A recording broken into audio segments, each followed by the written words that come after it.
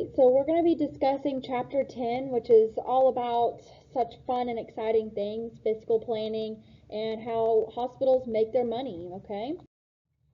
So here's some terms that hopefully by the end of this presentation you'll understand a little bit better.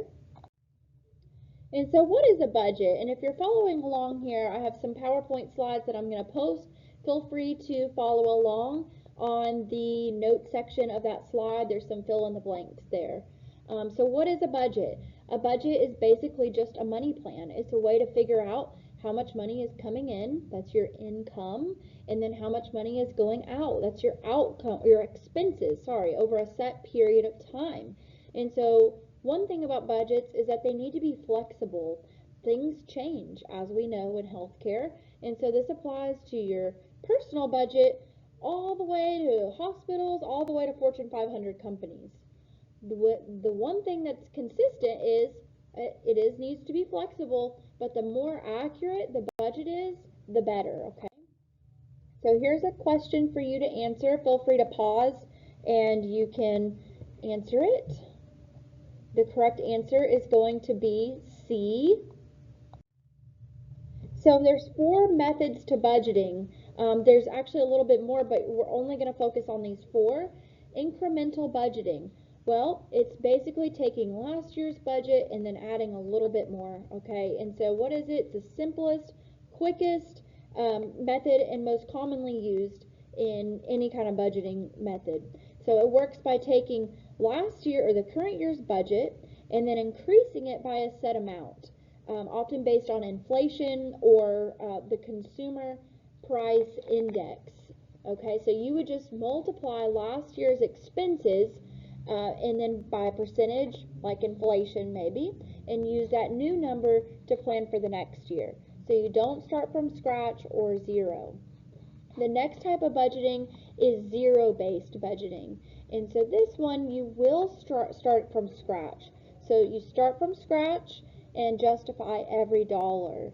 So you're going to start at 0 every year, and every expense needs to be justified before being included in the budget. So you need to explain how every dollar is working and be able to prove its value and worth. This method is, of course, more time-consuming, but it helps cut waste. And isn't this essentially what DOGE is doing in the government right now?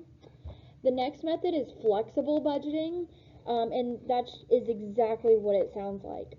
It automatically changes based on what's happening in real time. So if there are more patients, then the budget is going to increase to cover those extra costs. If there are fewer patients, the budget will decrease to prevent overspending. This method works to prevent over or underspending, but it's complex because you have to monitor the changes throughout the year. All right, and the next kind of budget, the last one here, is performance budgeting. And this one is you're going to spend the money based on results, not just the activities. So instead of funding programs, this budget type is going to focus on outcomes and results. So money is allocated based on how well a program is performing rather than just what it does. If the program is performing really well, it's going to get funding. If it's not performing up to par, if it's not meeting those metrics, failing to show those results, funding might be reduced.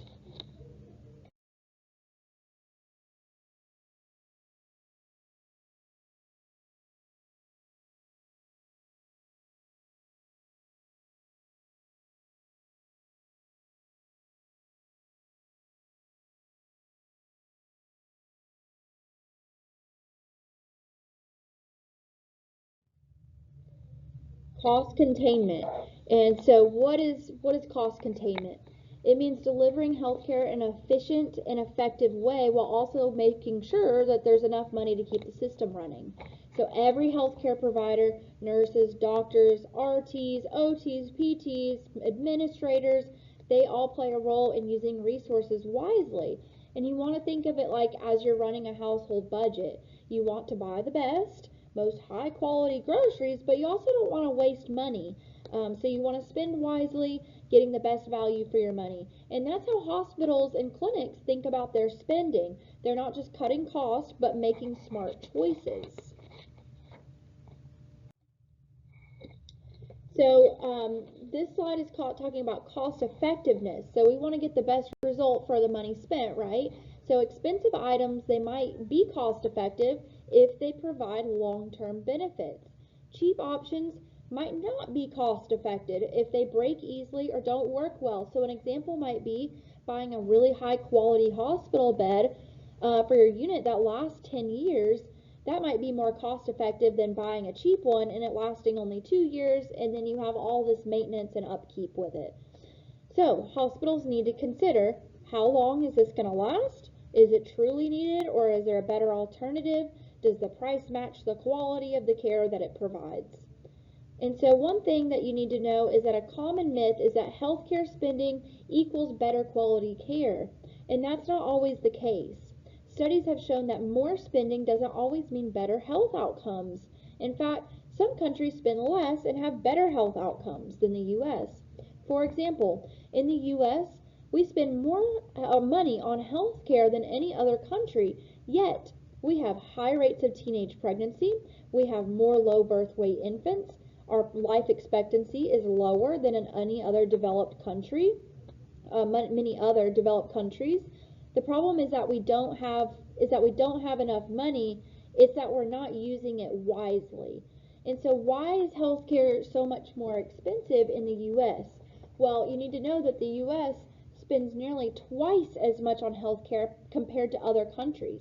In fact, in 2019, we spent $3.6 trillion on healthcare, and that's about 16.8% of our whole economy. Why?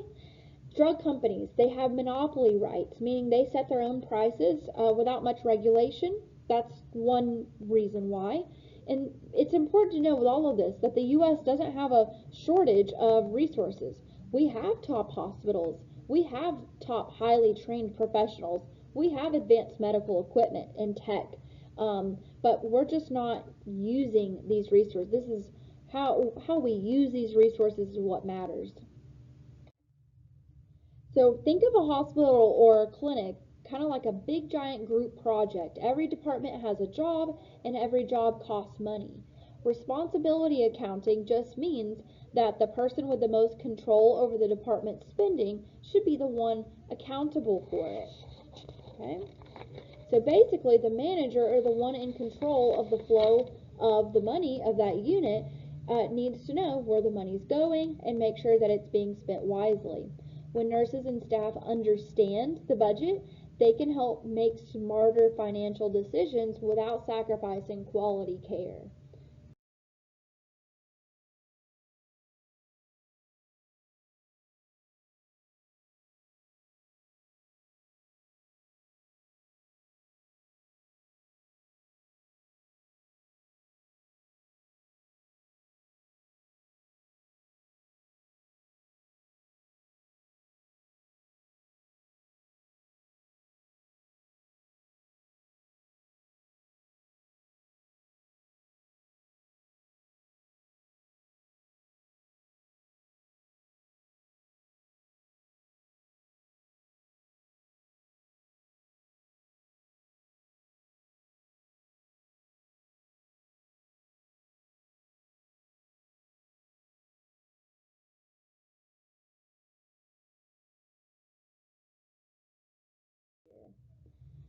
This looks very complicated, and I promise it's not, but this is how managers, charge nurses, house supervisors, they calculate how much to staff their unit in any given shift.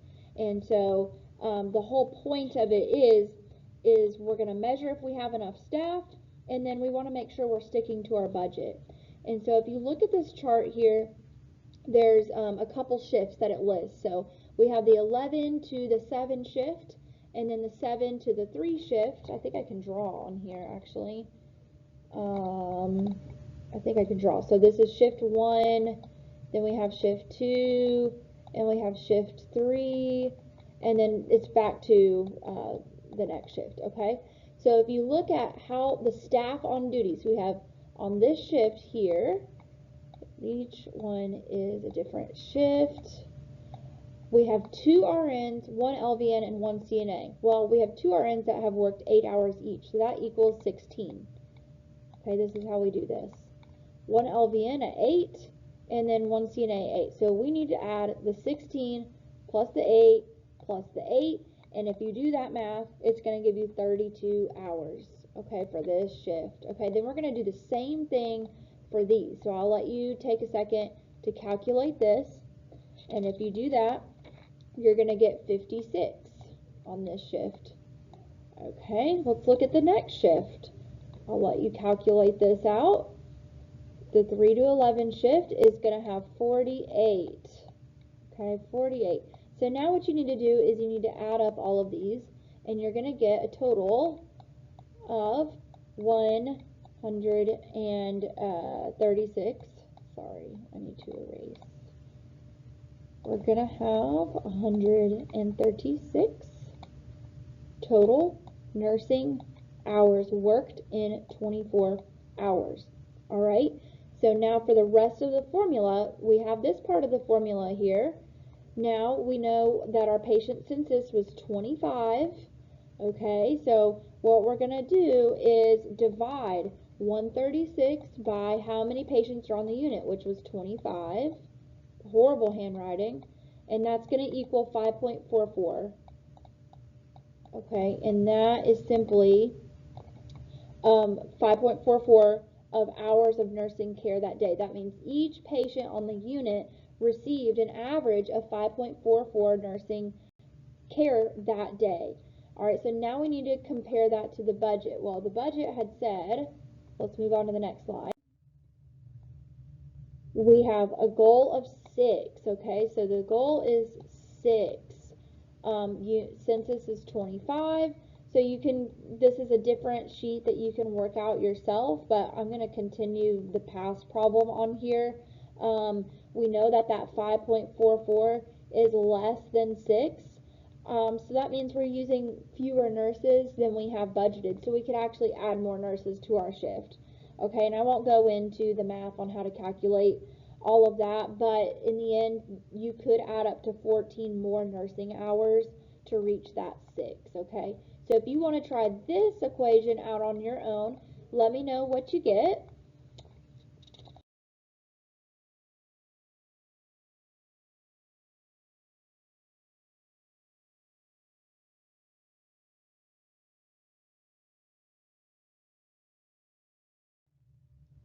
So next to personnel costs, we said that was number 1 cost. Supplies are the second most significant component in the hospital budget. All right.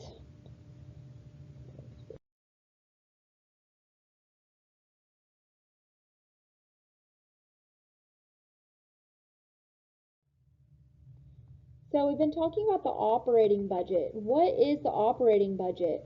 So the operating budget is where all the day-to-day expenses are tracked, and it's the second largest part of the budget after personnel costs. The operating budget, like any budget, needs to be flexible. It goes up or down depending on the hospital's activity levels. So you can think of it like an electricity bill at your house. So the more electricity, the more lights on that you're using, the more you're using your dryer, if you have an electric dryer, the more that you're using those outlets or just anything, lamps, your electric bill is going to go up, right? But if we're not using that much electricity, well, our electric bill is going to go down. And so that's kind of how this operating budget works.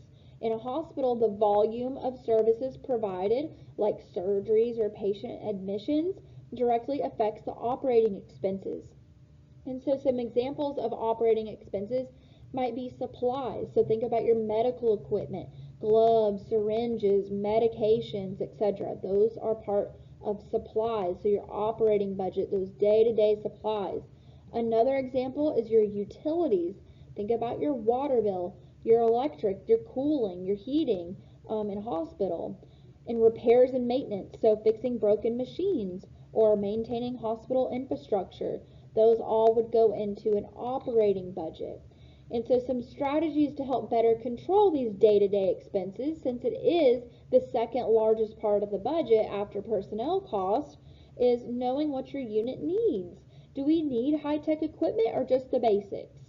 Eliminating waste, saving unused supplies like tape rolls, right? So we don't want to grab a whole new roll of tape each shift. If we can save that tape roll, put it around our stethoscope or in our pocket and reuse as much as possible, that'll help. Being smart about inventory as a manager, you have to think about your inventory. So this is where you can consider renting equipment instead of buying it. This is called consignment, where you don't pay for the thing until it's used. Or you can have a JIT inventory, or just-in-time inventory. It's just a fancy way of saying that we're only going to order supplies when we absolutely need them. So the supplies, instead of stockpiling up on them, we're only going to get them right when we need them, okay? So let's say that we're having a surgery tomorrow in the operating room, and if you order them today, then the supplier will get them to you right on time for that surgery. Now, we talked about operating budget as the day-to-day. The capital budget is going to be your big ticket items, okay? And typically that's going to be like your buildings or major equipment that are going to be durable. So they typically last 5 to 7 years or more. They're high cost, so they're pricier than regular supplies, usually over $5,000, and then not used daily. So, think about it's not the gloves that you grab every shift or the syringes that you might grab every shift. It's going to be like things like machines and renovations.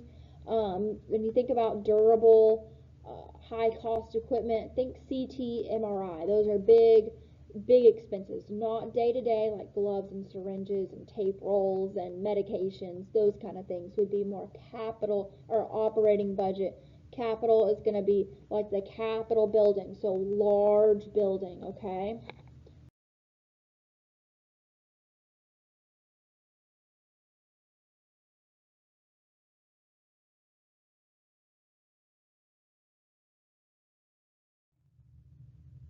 Okay, I would like for you to watch this video that I have posted on here. It is very helpful, but what you need to know is that healthcare in the early 1900s was mainly home-based because hospitals weren't where you went when you got sick, not like it is now.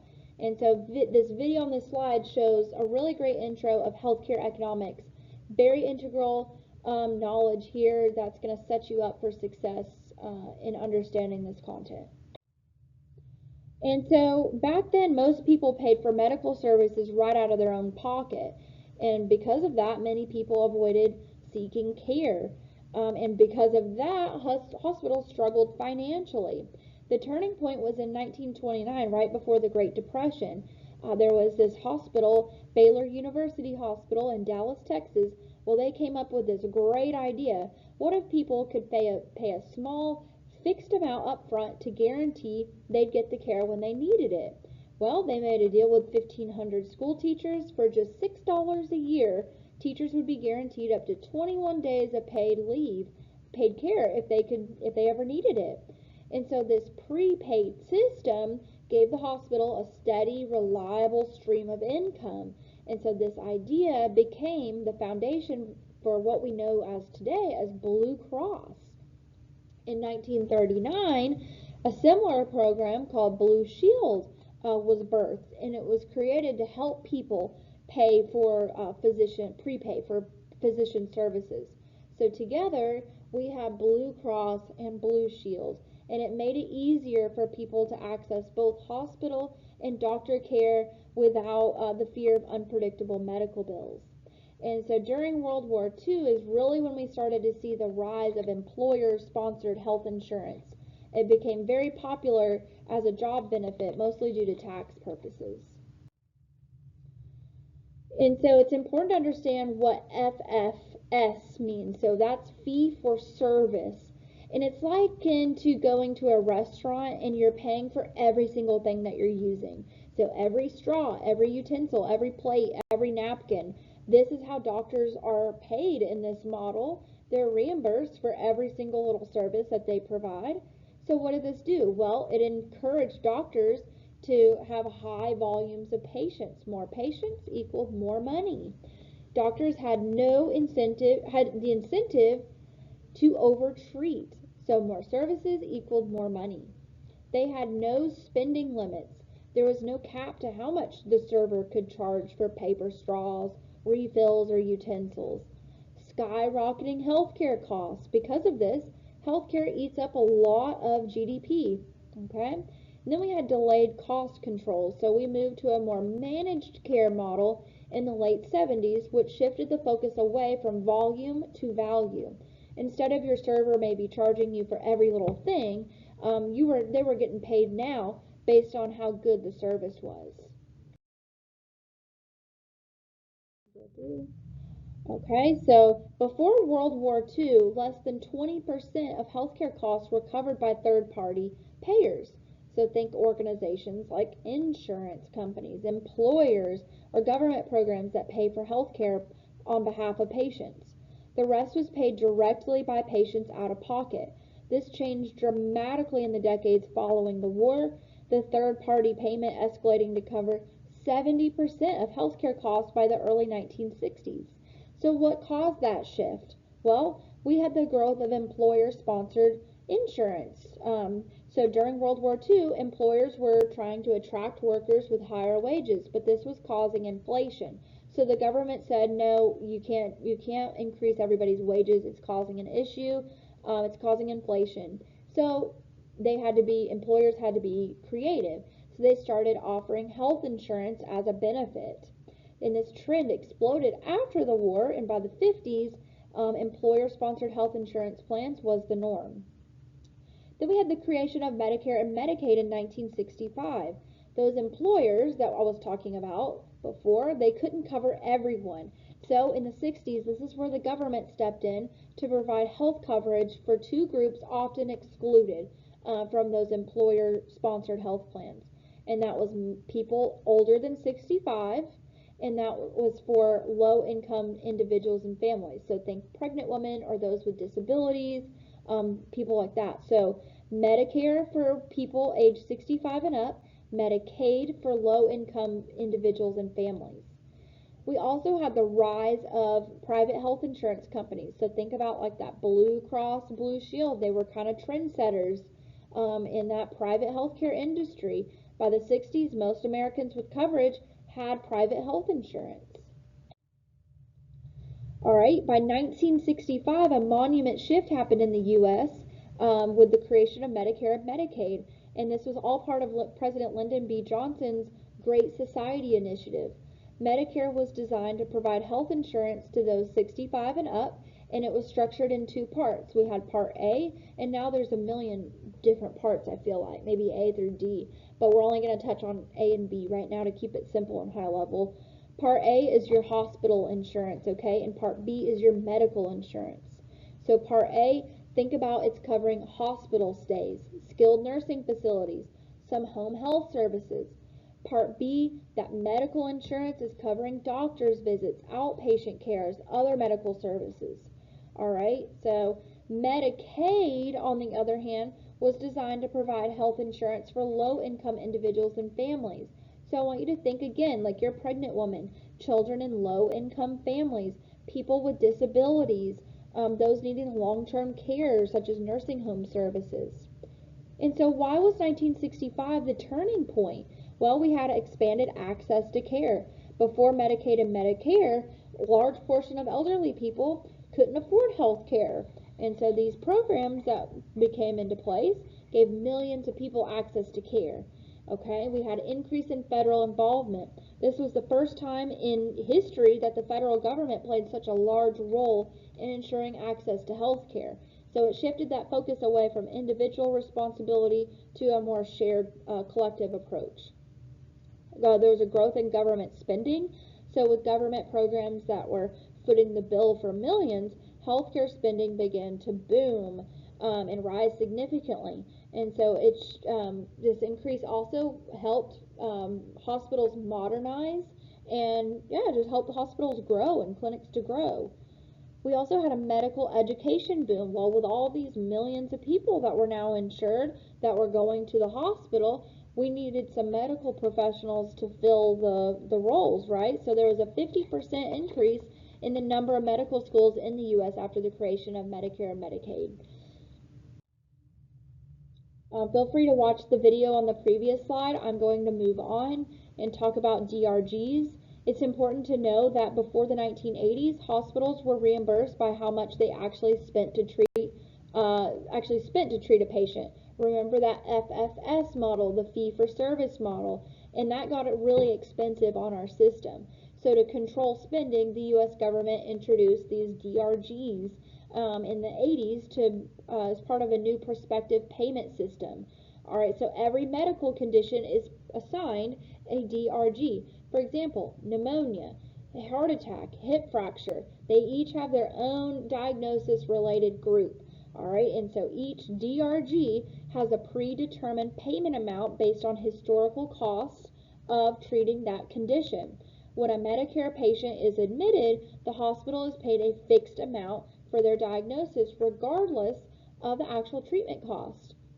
If the hospital spends more of that DRG payment, spend less of that DRG payment, well, they get to pocket that extra money.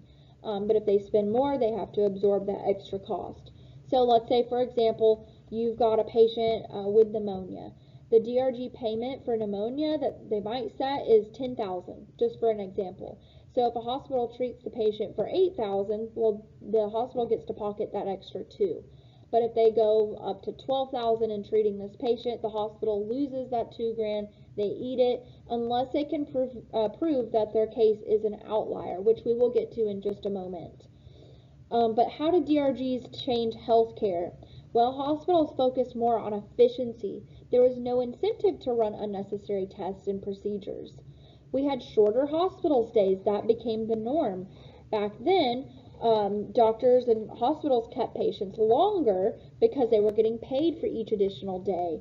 With DRGs, hospitals worked to discharge patients sooner to avoid spending beyond that fixed budget. More care shifted to the outpatient settings. Since they weren't paid extra anymore for the longer stays, they sent patients home sooner and relied more heavily on rehab, home health care, and follow-up appointments outpatient. Special cases, this is where we're going to get to those outliers. So remember how I said if the DRG for a pneumonia patient was $10,000, we ended up spending, let's say $12,000.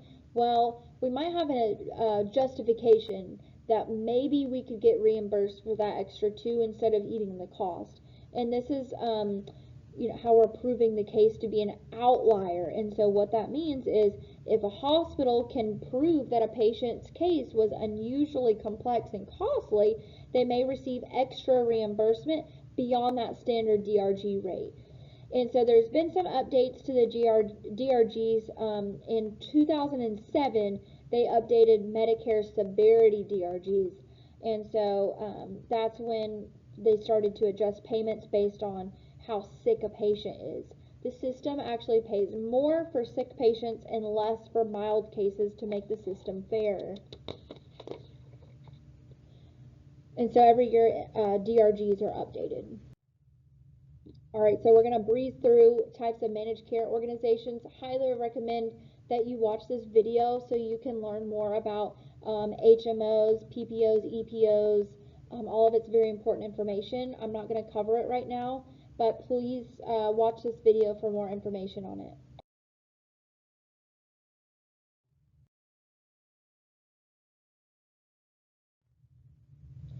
I will pause the video so you can answer the question. The answer is going to be C. All right, so what are critical pathways?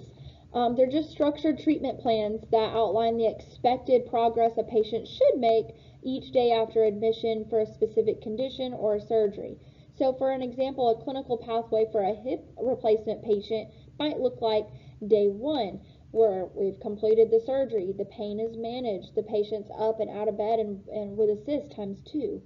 Day 2, patient's walking short distances with a walker, we've started PT, and they're eating a normal diet.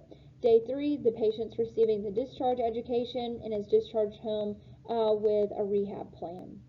Okay, so critical pathways are just predetermined courses of progress that patients should typically, a normal patient would make after a specific condition or surgery.